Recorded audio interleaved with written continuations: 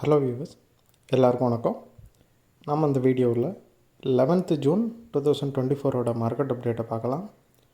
அப்புறம் ஸ்டாக்ஸில் இதெல்லாம் top gainers, இதெல்லாம் டாப் லூசர்ஸ், எஃப்ஐஎஸ்டிஎஸ் இவங்கெல்லாம் வந்து எவ்வளோ க்ரோர்ஸ்க்கு ஸ்டாக்ஸை பை அண்ட் செல் பண்ணியிருக்கிறாங்க, யூஎஸ் மார்க்கெட் இதுக்காக மிக்ஸ்டாக க்ளோஸ் ஆச்சுது, கிரிப்டோ இதுக்காக விழுந்துச்சு. இந்த எல்லா டீட்டெயிலையும் நம்ம இந்த வீடியோவில் பார்க்கலாம்.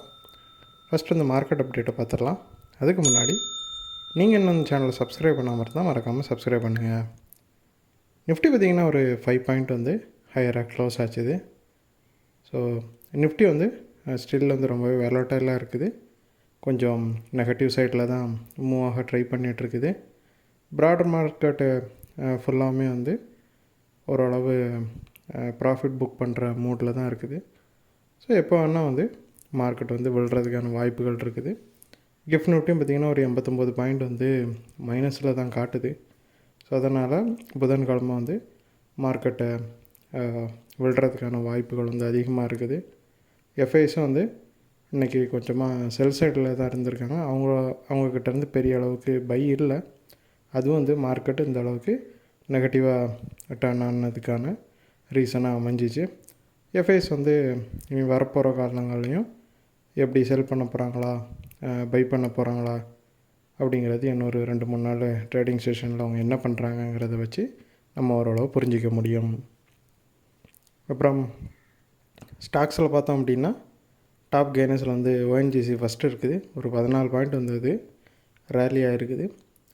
ஜெஃபரிஸுங்கிற ப்ரோக்கரேஜ் வந்து அவங்களுக்கு வந்து பைக்கால் கொடுத்தது மட்டும் இல்லாமல் அவங்க வந்து 50% வந்து ஓஎன்ஜிசியில் அப்சைடு போகிறதுக்கான வாய்ப்புகள் வந்து அதிகமாக இருக்குது அப்படின்னு சொன்னதுனால ஓஎன்ஜிசி வந்து நல்லாவே ரேலியாக இருக்குது. அப்புறம் எல்என்டி பார்த்திங்கன்னா அது ஒரு 54 பாயிண்ட் ரேலி ஆகி டாப் கெய்னர்ஸில் செகண்ட் இருக்குது. நிறைய ப்ரோக்கரேஜஸ் வந்து எல்என்டிக்கு பைக்கால் கொடுக்குறாங்க. அது மட்டும் இல்லாமல் அவங்க எல்லோரும் என்ன பிலீவ் பண்ணுறாங்கன்னா, இப்போ புதுசாக அமைஞ்சிருக்க கவர்மெண்ட் வந்து இந்தியாவோட இன்ஃப்ராஸ்ட்ரக்சரை இன்க்ரீஸ் பண்ணுறதுக்கும் அதை டெவலப் பண்ணுறதுக்குமான பணிகளில் வந்து ஈடுபடுறதுக்கான வாய்ப்புகள் அதிகமாக இருக்கிறதுனால இன்ஃப்ராஸ்ட்ரக்சர் ரிலேட்டடான ஸ்டாக்ஸ் எல்லாமே ஓரளவு ரேலியை பார்த்துட்ருக்குது. நேற்று பார்த்திங்கன்னா நிறைய சிமெண்ட் ஸ்டாக்ஸ் வந்து ரேலி ஆச்சுது. இன்றைக்கி வந்து அதோட இன்னொரு அங்கமாக வந்து எல்என்டியும் ரேலியாக இருக்குது. அப்புறம் அதானி போர்ஸை பார்த்திங்கன்னா அது ஒரு 19 பாயிண்ட் ரேலி ஆகி டாப் கெய்னர்ஸில் தேர்ட் இருக்குது. அதானி போர்ட்ஸுக்கு பார்த்திங்கன்னா கல்கட்டா போர்ட்டில் 5 வருஷத்துக்கு ஆப்ரேஷன் அப்புறம் வந்து மெயின்டெனன்ஸ் பண்ணுறதுக்கான ஒரு கான்ட்ராக்ட் வந்து அவங்களுக்கு கிடச்சிருக்குது. ஸோ அந்த கொல்கட்டா போர்ட்டில் வந்து அவங்களுக்கு கிடச்ச அந்த 5 வருஷம் கான்ட்ராக்ட் வந்து இது ரேலி ஆகிறதுக்கான ரீசனாக அமைஞ்சுது.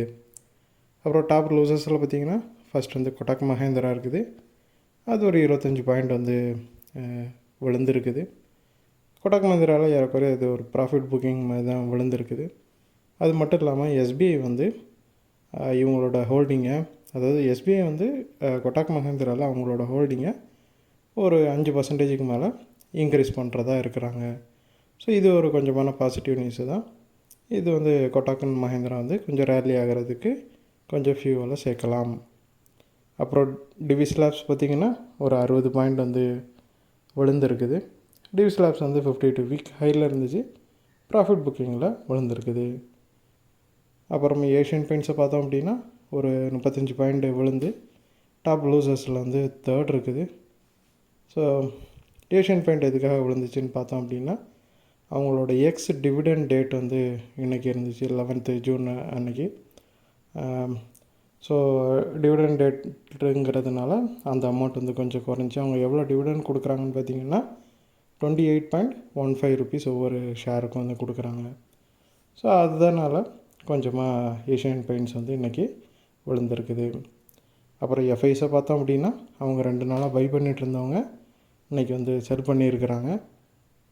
ஒரு 111 crore வந்து அவங்க செல் பண்ணியிருக்கிறாங்க. இது வந்து இப்போ ஒரு பெரிய செல்லாக இல்லைன்னாலும் கொஞ்சமாக அவங்க வந்து பை சைடில் இல்லாததுனால மார்க்கெட் அது கொஞ்சமாக ட்ராக் பண்ணி விட்டுருச்சு. அப்புறம் டிஎஸை பார்த்தோம் அப்படின்னா அவங்க ஒரு 3173 crore வந்து பை பண்ணியிருக்கிறாங்க. அவங்க வந்து 2வது கண்டினியூஸ் டேவாக பை பண்ணிகிட்ருக்குறாங்க. ஸோ எஃப்ஐஎஸ் வந்து இன்றைக்கி செல் சைடு இருந்தாலும் இன்னும் வரக்கூடிய காலங்களில் வந்து அவங்க செல் பண்ணுவாங்களா இல்லை வந்து பை பண்ணுவாங்களா அப்படிங்கிறது ஒரு 2-3 நாளில் ஓரளவு தெளிவான டீட்டெயிலை கொடுத்துரும். ஸோ அதுக்கப்புறம் வந்து மார்க்கெட் வந்து அதையும் பேஸ் பண்ணி கொஞ்சமாக மூவ் ஆகும். அப்புறம் யூஎஸ் மார்க்கெட்டை பார்த்தோம் அப்படின்னா டவ் வந்து ஒரு 120 பாயிண்ட் வந்து விழுந்திருக்குது. S&P 500 ஒரு 14 பாயிண்ட் ரேலி ஆகிருக்குது. நாஸ்டாக் வந்து ஒரு 151 பாயிண்ட் வந்து ரேலி ஆகிருக்குது. யூஎஸ் மார்க்கெட்டில் வந்து இந்த 3 இண்டிசஸுமே ஒரு மாதிரி மிக்சடாக தான் க்ளோஸ் ஆகிருக்குது. ஸோ இதுக்கு ரீசன் என்னென்னு பார்த்தோம் அப்படின்னா டவ் வந்து இந்த அளவுக்கு விழுந்ததுக்கு ரீசெண்டாக வந்து ஒரு ஜாப்ஸ் டேட்டா வந்துச்சு. அது வந்து ரொம்பவே ஸ்ட்ராங்காக இருந்துச்சு. அது வந்து கொஞ்சமாக ரேட் கட் பண்ணுற அந்த ஹோப்பை வந்து கொஞ்சமாக உடைக்கிற மாதிரி தான் இருந்துச்சு. ஸோ அதனால் அதோட இம்பேக்டில் வந்து டவ்வில் இருக்கிற ஸ்டாக்ஸ் வந்து நிறைய வீழ்ச்சியை சந்திச்சிச்சு. அதுக்கப்புறம் நாஸ்டாக் வந்து நல்லா பாசிட்டிவாக க்ளோஸ் ஆனதுக்கு முக்கியமான காரணம் வந்து ஆப்பிள். ஸோ ஆப்பிள் வந்து கொஞ்சமாக ஏஐயில் வந்து அவங்களோட ஸ்டெப்பை எடுத்து வைக்கிறாங்க. ஸோ இது வந்து மார்க்கெட்டில் கொஞ்சமாக பாசிட்டிவிட்டியை கொடுத்துருக்குது. ஸோ இதன் காரணமாக வந்து ஆப்பிள் நல்லா ரேலி ஆனதுனால நிறைய டெக் ஸ்டாக்ஸ் அது ரிலேட்டடாக ரேலி ஆச்சுது. அதனால தான் நாஸ்டாக் வந்து ஒரு 151 பாயிண்ட் வந்து பாசிட்டிவாக க்ளோஸ் ஆச்சுது. அப்புறம் கிரிப்டோ பார்த்திங்கன்னா அது வந்து பிட்காயின் ஒரு 3% கிட்ட விழுந்திருக்குது. எத்திரியம் ஒரு 4.8% விழுந்திருக்குது. பினான்ஸ் ஒரு 2.63% விழுந்திருக்குது. பிட்காயின் வந்து எக்ஸாக்டாக சொல்ல போனோன்னா ஒரு 2069 பாயிண்ட் வந்து விழுந்து 67,468க்கு ட்ரேட் ஆகிட்டு இருந்துச்சு. ஸோ ஏன் இந்த அளவுக்கு சரிவு சந்திச்சிச்சின்னு பார்த்தோம் அப்படின்னா 4 வாரமாக வந்து நிறைய பைஸ் தான் இருந்துச்சு. அதாவது பிட்காயினோட ETF நிறைய இன்ஃப்ளோ இருந்துச்சு. இப்போ பார்த்திங்கன்னா 4 வாரத்துக்கு அப்புறமா வந்து முறையாக ஒரு அவுட்ஃப்ளோ வந்து அதிகமாக அந்த ETF இருக்கிறதுனால நிறைய பேர் லிக்விடேஷன் பண்ண ஆரம்பித்ததுனால அது கொஞ்சமாக விழுந்து 67,000 கிட்ட போயிடுச்சு. இது 66,000 வரைக்கும் கீழே போயிடுச்சு. அதுக்கப்புறமா கொஞ்சம் ரேலி ஆச்சுது. ஸோ இது 66,000க்கு போனதும் நிறைய பேர் வந்து மறுபடியும் அதிகமான அளவுக்கு ப்ராஃபிட் புக் பண்ண அது ஒரு ட்ரிகர் பாயிண்ட் அமைஞ்சிருச்சு. ஒரு $250 மில்லியன் அளவுக்கு வந்து அதில் லிக்விடைசேஷன் உடனே நடந்துருச்சு. ஸோ இது வந்து இன்னும் வந்து கிரிப்டோ வந்து அதாவது பிட்காயின் வந்து 67,000 கிட்டேயே இருக்கிறதுக்கு ஒரு முக்கியமான காரணமாக அமைஞ்சிருச்சு. இடையில வந்து அது 64,000 தாண்டி இருந்துச்சு. ஸோ அது வந்து கொஞ்சம் குறிப்பிட வேண்டிய விஷயம். அதுக்கப்புறம் ஏறக்குறைய 3000 பாயிண்ட் வந்து அது இழந்திருக்குது. ஸோ இந்த வீடியோவில் நான் உங்களுக்கு கொடுத்த இன்ஃபர்மேஷன்ஸ் எல்லாம் கண்டிப்பாக ஹெல்ப்ஃபுல்லாக இருந்திருக்கும்னு நான் நம்புகிறேன். இது உங்களோட ஃபியூச்சர் ட்ரேடிங் செஷனுக்கு கண்டிப்பாக ஹெல்ப் பண்ணும்.